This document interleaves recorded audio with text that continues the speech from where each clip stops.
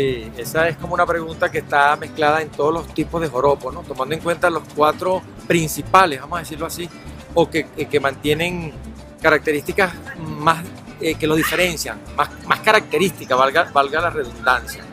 Que cada uno de esos cuatro joropos que se han establecido para este conversatorio, que son, por supuesto, el tuyero, también llamado joropo central, el joropo llanero, el joropo oriental y el guayanés. Esos cuatro tipos de joropo, algunos especialistas pueden considerar incorporar otros, pero ellos cuatro tienen unas características muy particulares que lo diferencian. El joropo guayanés, vamos a decir que es el designado con esa denominación, el más reciente, no el que se venga haciendo tempranamente, porque por supuesto tiene una historia y seguramente la gente no sabía que estaba haciendo un joropo como tal, con unas características propias de una región que lo define, como decimos el llanero o decimos el joropo tuyero. Sí, tenemos que entender que ese joropo que se hacía en ese espacio llamado originalmente Angostura, ¿verdad? Es la capital del estado, la antigua Angostura, frente al río Orinoco, donde está hoy el puente Angostura. Era un sitio de encuentro, un cruce, tanto por agua, por la navegación, que era un río muy navegable, a vapor, y llegaban de otros países, sobre todo de las islas del Caribe, mucho intercambio comercial, instrumentos musicales, entre esos laúdes, guitarras modernas o guitarras renacentistas, bandolas, mandolinas, llegaban por ese puerto de Angostura a la antigua ciudad, pues hoy Ciudad Bolívar, y también venía mucha gente del llano, incluso a veces a pie y a caballo, arreando ganado para ser comercializado allí, en ese puerto importante de la época. Estamos hablando, por supuesto, de mediados del siglo XIX. Entonces allí se gestó una forma de cruzar la música, en este caso la música del joropo, que era con lo que traían los llaneros, con sus arpas y sus bandolas, y la música que venía del norte, del noroeste del país, que es sobre todo la música del estado Sucre, la música del estado Anzoátegui, que está muy influida por la de Sucre, ¿ves? Que es lo que llamábamos la génesis propiamente tal del joropo oriental. Por supuesto, Nueva Esparta también tiene un protagonismo importante en ese tipo de joropo. Esa música que viene del norte,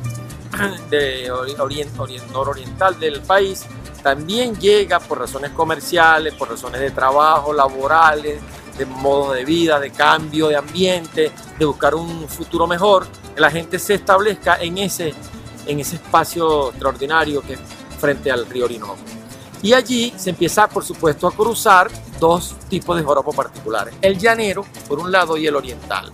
Y se empieza a interpretar en Guayana con Estado Bolívar, con unas características propias. ¿Qué lo hace distinto? Yo diría que la manera de ir en sintonía con el zapateo del baile. El baile, en casi todos los tipos de joropo, define cómo es la manera de ejecutarlo. Hay un zapateo particular en el joropo guayanés que se siente en el golpe de bandola, muy particular. Eso va como, si el bandolista, si el ejecutante no hace ese tipo de acentuación, el bailador se pierde. De hecho, hay una anécdota que allá en el estado Bolívar, que en Ciudad Bolívar en particular, que se abría en las pistas de baile, vamos a llamarlo así, las pistas populares que se hacían de manera informal, pues se cava un hoyo y se metía allá adentro unas cajas de madera, se cubrió otra vez para darle el sonido, ¡pum!, como un tambor cuando zapateaban. Ese sonido va muy importante en el golpe que va llevando, en este caso, la bandola, conocida ahorita como bandola guayanesa. Pero se siente también allí en reminiscencia de otras melodías en cuanto a lo melódico, del mare-mare. El mare-mare tiene que ver mucho con los cariñas, viene de los cariñas de Anzoátegui y los cariñas del Tamacuro. Por supuesto, en ese cruce, en ese camino del Orinoco, se escucha el mare-mare y se baila el mare-mare. Está allí en los tipos de cantos melódicos del joropo guayanés. Pero nosotros tenemos también unas definiciones propias de este joropo.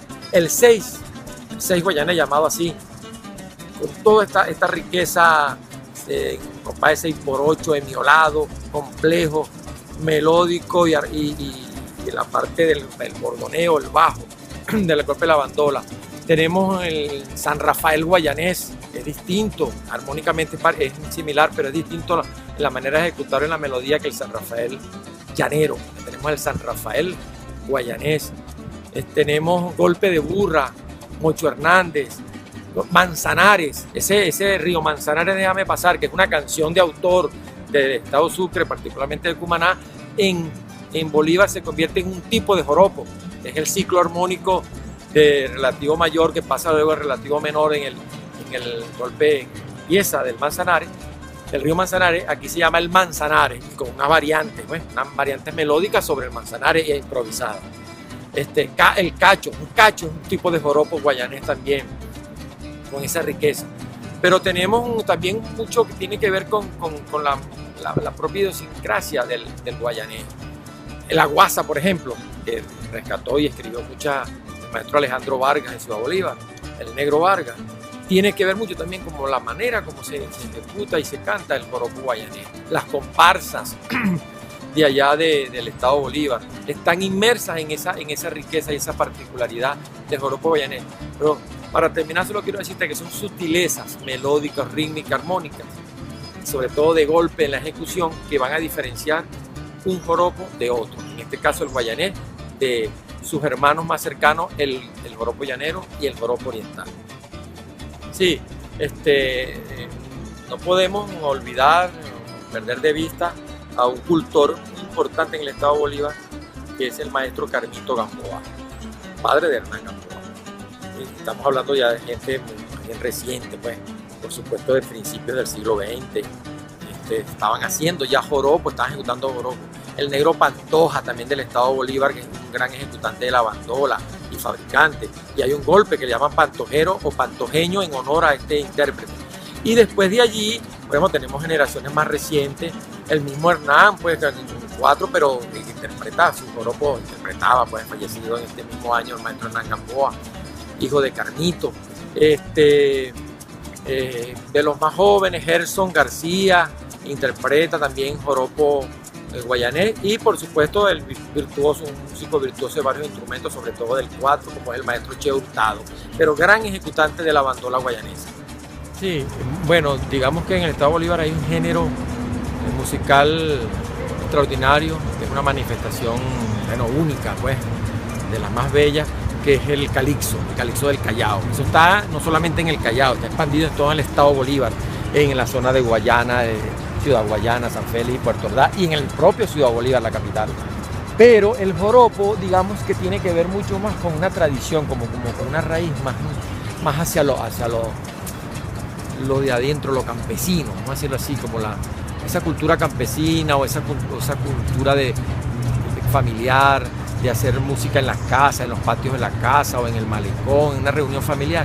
Se interpreta como más en fiesta, como no, por supuesto, en zapateos y en jolgorio, nuestro joropo guayanés. Y significa, por supuesto, para la gente que tenemos la suerte de haber nacido allá, como es mi caso, que soy nacido en Ciudad Bolívar, vernos representados en una música tan bella y tan rica como es el joropo guayanés.